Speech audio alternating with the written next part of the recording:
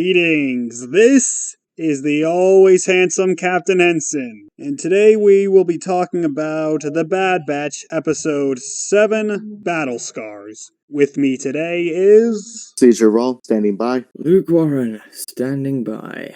Alright, so, summary of the episode. After completing a mission for Sid, they find out that the reason why they're not getting as big of a cut for these missions as they should is because they owe her a ton of money. So she tells Hunter in order to pay her off, they have to do something big. But before they can figure out what that'll be, we get a character that we've been waiting to see since the trailer. We find out that the mystery client the twins were talking to was Captain fucking Rex. Booyah, baby. So, after they get to talking, Rex finds out that they haven't removed their chips. And obviously, that's a bad thing. So, he decides to bring them to the one place he knows where they can remove the chips. So they go to Braca, find a Jedi cruiser with a medical bay area that's still functioning, and they have to keep in mind of the Scrapper Guild, as they have a presence in the area. So right as they're about to remove Wrecker's chip, it activates. And after causing some shit, and he's about to kill Omega, Rex stuns him, they remove the chip, and after a while, he finally wakes up, so the others remove their chips, and Rex goes off, telling Hunter that, well, there are people who are standing up to fight against the Empire, so the Bad Batch should join, but Hunter wants to do what's best for his squad and figure out what their place is in the galaxy. And they both say, if you ever need me, you know how to contact me. So Rex leaves, and we see that two members of the Scrapper Guild are watching them. And that's the episode. So, overall, this was a really solid episode. You know, not only did we get to see Rex again, finally seeing Rex in the series, but we also brought the chip story to its conclusion. So, this was very much, in my opinion, the turning point of the season. We're gearing up for the end game, I think. Now that we've dealt with the chips, we've finally seen Rex, I think now we're starting to build up to the finale. And also, again, character interactions were on point. The emotional weight of the situation was felt here. Obviously, we knew Omega wasn't going to die, but you did still have that genuine concern for her. Like, Wrecker would have killed her if Rex hadn't intervened. What did you guys think?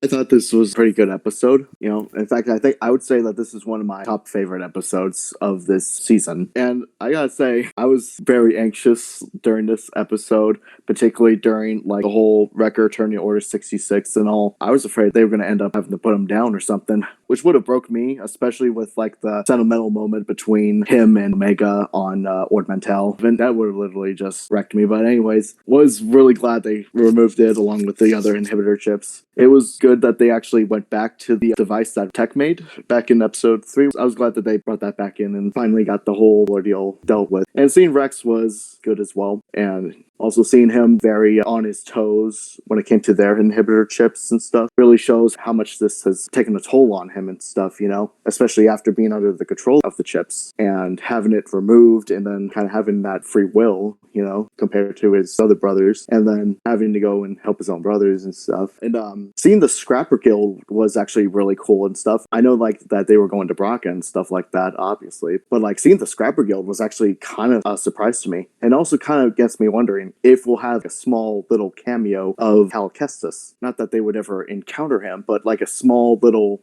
cameo perhaps, just by him being in a crowd or whatever. That'll be pretty cool in the next episode. But honestly, like the ending of that episode really kind of leads up to the whole, like, things are about to go down and stuff in this next episode.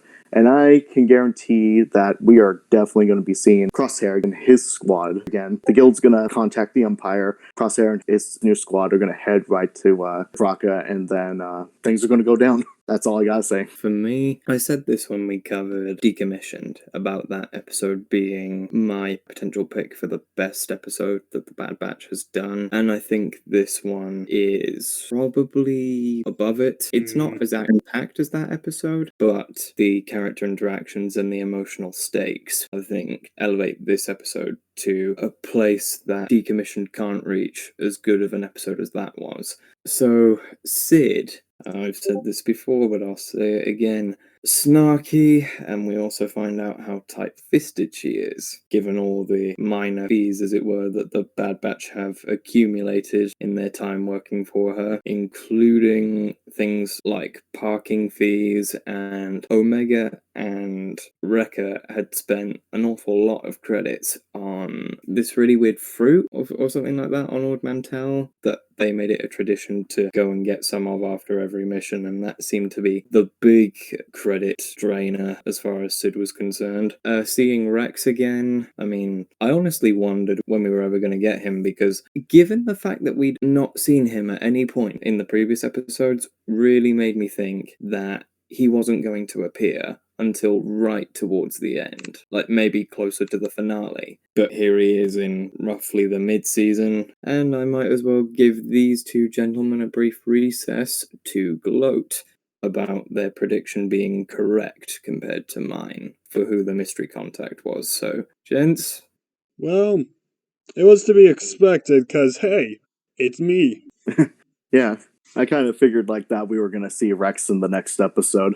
Heading to Braca was a big surprise, so for any Jedi Fallen Order fans, you would recognize it. However, what was interesting about seeing Braca here in the Bad Batch was that we saw it during the day, whereas with Fallen Order, it was stormy and it was during the night. Yeah, that was nice to see, honestly. You know, to see it in a different setting of day, you know? Yes, Yeah, to see it in a different light. Yeah. And I don't know if this was deliberate or not on the part of the art designers for this episode, but there are brief visual images as they go through the crashed Republic Venator to find the medical bay that really did remind me of the Venator wreckage area of Jedi Fallen Order when you explore that area of Zepho.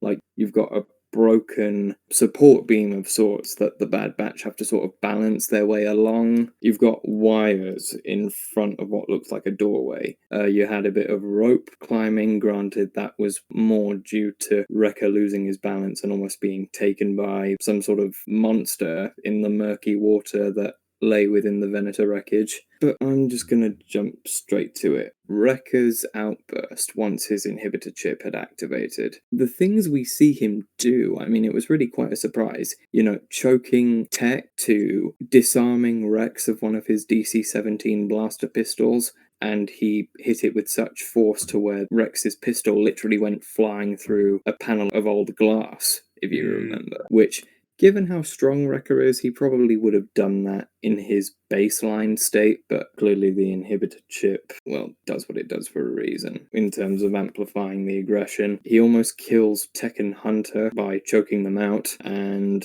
there was, as Henson mentioned earlier, the emotional weight with Wrecker going after Omega. Yeah, he would have killed her. Yep. Whilst Omega is not a typical child, she does not have the mobility, the strength, or the skill to contend with Wrecker. I mean, as special as she is still just a child. Mm-hmm. But because Omega was well aware of the inhibitor chips, she knew that the way Wrecker was behaving when the chip took him over was not him, and as a result she hung on to that sort of naivety within her, I suppose, because she knows that the way Wrecker is behaving under the inhibitor chip's influence versus how he normally behaves is like two different people. Yep.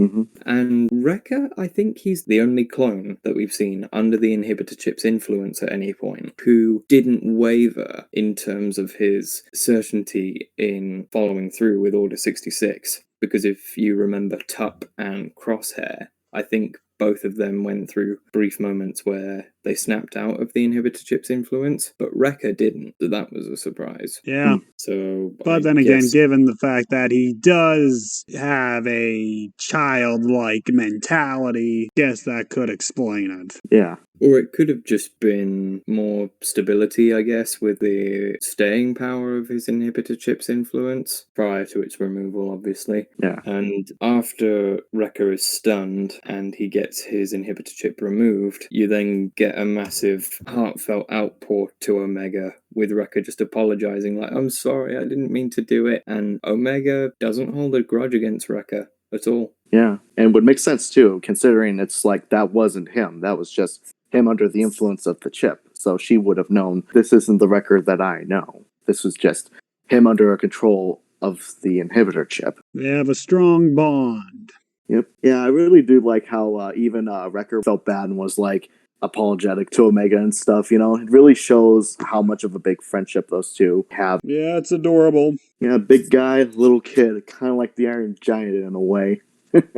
Going towards the end with the conversation between Hunter and Rex, it's very cool to see that both Rex and Hunter respect each other's decision greatly to sort of stick by their own places in the galaxy. Yeah. Yep. But let's face it, we're gonna see Rex again. Yeah, definitely. It's inevitable. I mean, as long as we see him, find Wolf and see how the fuck Gregor survived. Yeah, I'm curious on that. I've been curious about that since Rebels and stuff. I'm like, how did he survive and how did he get as loopy as he was in Rebels? I'm very curious to know on that. I mean, I'd certainly say Bad Batch can act as the bridge. I mean, essentially is just the next season of TCW. Basically. So, granted, Rebels is closer to episode 4, so we got over a decade. But still, the seeds can at the very least be planted. Yeah. And given that Bad Batch is essentially just TCW, I think at the very least, show us how Rex winds up with Wolf and Gregor and why those two specifically. Mm-hmm. But, just to go back to the ending with the final frame where members of the Bracca Scrapper Guild notice Hunter and Rex and report their presence to the Empire.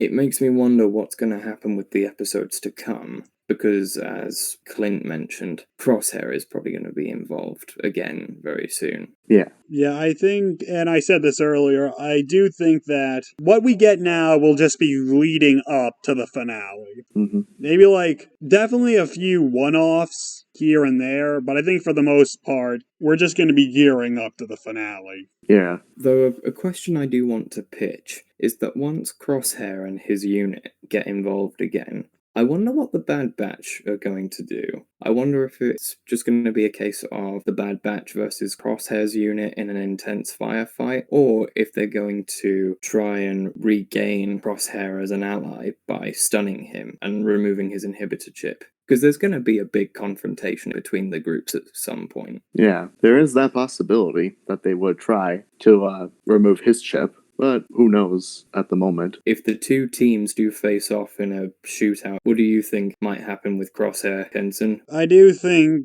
at some point he's getting his chip removed. I don't see them killing him off. Of course, how they get to that point, I don't know. Though I wonder if Crosshair will be killed off, because bear in mind, unlike a lot of other clones, where the inhibitor chip overrided their free will, Crosshair's inhibitor chip was, to an extent, enhancing his conscious decisions. So I wonder, even if they do remove his chip, I wonder if he'll still feel more sympathetic towards the Empire. Yeah, certainly going to be interesting to see. Yeah. But I guess we'll have to see what happens with Crosshair whenever that episode comes. Yep. Yeah. Alright, so, final thoughts. This was a solid episode.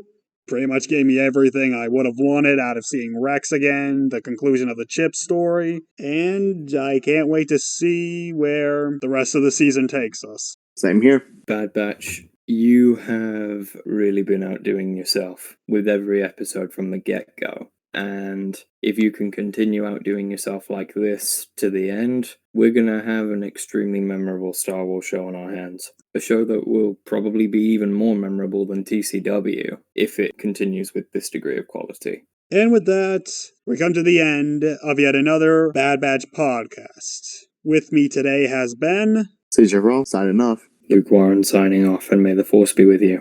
This is Captain Henson, leader of the podcast, signing off. See you all next time.